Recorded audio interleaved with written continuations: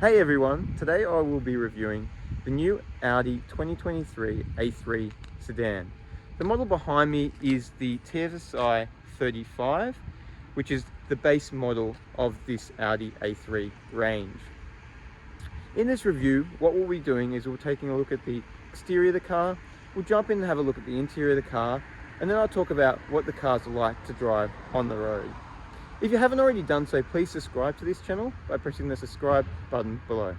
Alright, let's go take a look at this new Audi A3. Having a look at this new Audi A3, well, the first thing that stands out is that massive grille, and really that's the centerpiece in all Audis these days, this famous Audi grille there. It's nice, big, gives it a bit of presence on the road there. Audi's redesigned their new headlights here. You can see it's got the daytime running lights running along there, which you should be able to see in the video, and these headlights help it stand out apart from the previous A3. If we take a look around the side of the car here, there's a few nice lines along the side of the car. You can see it's got these 18-inch wheels here, and the rubber on those wheels are 225 wide and 40 profile there. Along the side here, I really like in the rear quarter panel how it goes from the rear door through to the rear quarter panel. It sort of gets beefier as it comes along, gives it like a nice wide track. And then if I take you around the rear here, have a look at the rear, you've then got those newer lights there at the back. You've got a bit of a spoiler here on the rear, boot lid there to give it a bit more of a sportier look. All the exhausts on this TFSI 35 are behind the bar, so you can't see any exhaust here. Obviously, if you go up to the S3 or the RS3, those exhausts are going to be prominent on those cars to make it look sportier there. So that's the exterior of the car. What we'll do is we'll jump in the interior and show you what that's like. So the interior of the Audi. Audis are pretty famous for their quite nice interiors, and this Audi here doesn't disappoint with its interior. You've got the virtual cockpit here, which is nice, easy to read. You've got a few different view options where you can change how you want that virtual cockpit to look, but it's pretty easy to sort of see all the different dials. If we take you over to this infotainment system now, it's a 10.1-inch infotainment system. It's a good size, good clarity, and you've got a whole range of different settings there. You can obviously plug in your iPhone or Android phones in there to use that will connect with this system, or you've just got the standard Audi system there with lots of different settings in there to change certain things within the car. Then you got the air conditioning controls down here. Actually, when I first got in this car, I found it because it was off. It was night. It was all black. So I found that it took me a couple of seconds just to find where it was. Obviously, being on there, it's easy to see, but when it's off, it's just black, and when it's a bit darker in the car, it's a bit hard to find there. Then you got your various other buttons here, your parking buttons, hazard lights, and your traction control. You've got two mini USB sockets down here, and then you've got some wireless charging down there, so you can charge your phone wirelessly. You've got this new look gear stick here, which I like. You can find this gear stick across the whole sort of VW Group range, with Porsches also having a very similar gear stick in there. You got start stop here, and to park you just press this P button here. Then you got these controls here which allow you to control the infotainment system. You've got two cup holders here, your automatic parking brake. You've got the standard sort of Audi leather seats in here, which you get across the sort of range when you're going the low level Audis here. The material in the cabin, most of it's good quality as you'd expect. Soft plastics here. I like this sort of silver chrome touch here just above the glove box. You've got the little Audi rings there, and then they've got an interesting sort of design with these air conditioning ducts. So you've got some there, and then around the steering wheel you've got two there. So I don't mind that. I actually like that the design of the air conditioning ducts here. Probably the only cheap materials that I've noticed in here along the door. It's all really hard plastics, cheap looking plastics along here. You've got this, as I've seen across a few of the new Audis, this interesting what I would call an upside down handle, but I actually like the ergonomics of it. It's quite easy to open the door. And then you've just got your electric windows down there. If we take you and have a look at the steering wheel here, all the controls are pretty easy to find, especially if you're used to driving an Audi. You've got your sort of volume controls, and then you can scan through different stations there, and then you can also have your little asterisk button, which you've got there to customize what you want the car to do when you press that asterisk button. Headlight buttons are here, and you've got this sort of haptic control. So if you just browse over the headlight button here, you'll see it just come up there on. I'm just brushing over it, so it's quite nice. You've just got to sort of touch it and it goes on. You don't have to press it or anything like that. You can press it if you want, but you don't have to, so you can just touch it there and it will go on. And that's pretty much the front here. What we'll do is we'll take you around the rear and show you the rear. So in the rear here, there's not a massive amount of room, but it's not a big car, so you wouldn't expect that. If I hop in here, you've still got a bit of knee room. That seat is probably 3/4 of the way back. Can go back a bit further, but I'm still not touching it there. They've got the indents there, so you can get a bit more. If your knees are touching there, you can actually squeeze in a bit tighter there. The middle seat is pretty unusable.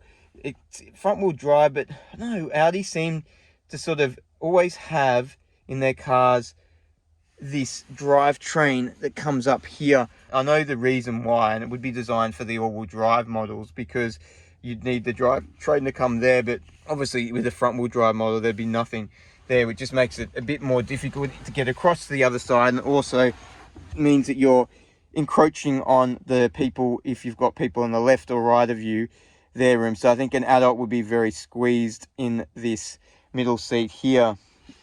You've got, again, those nice leather seats. They're pretty simple leather pattern on there. If we go and drop down this middle console here, you've got 2 cup holders there. You've got 2 air conditioning ducts there, and no USB sockets or anything that you can plug in there. So you're going to have to use the front ones if you've got kids that want to plug in any of their devices, or someone who wants to plug in any devices in the rear.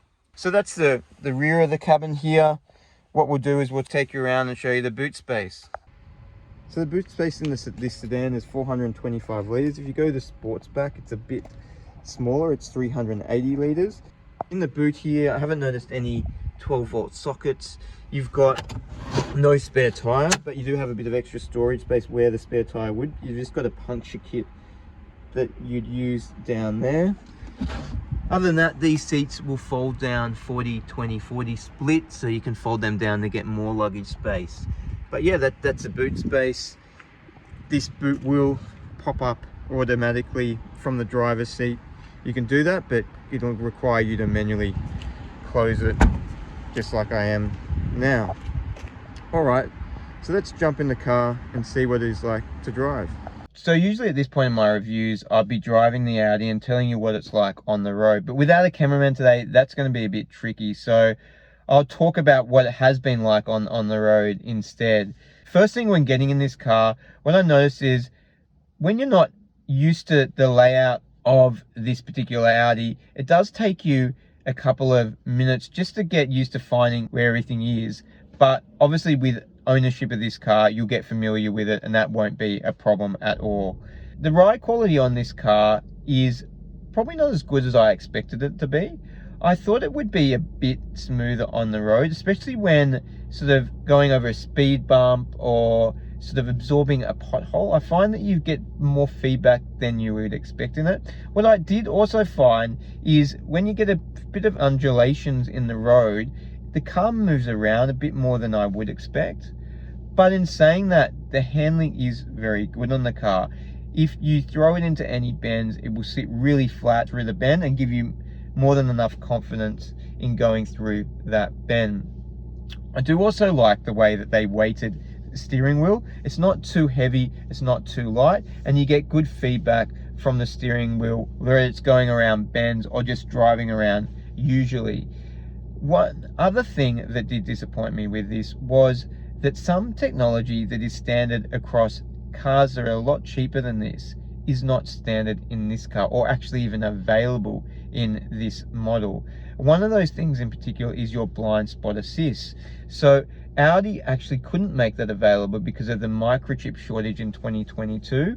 So they've said that they've reduced the price of this to compensate some of these technologies missing in it.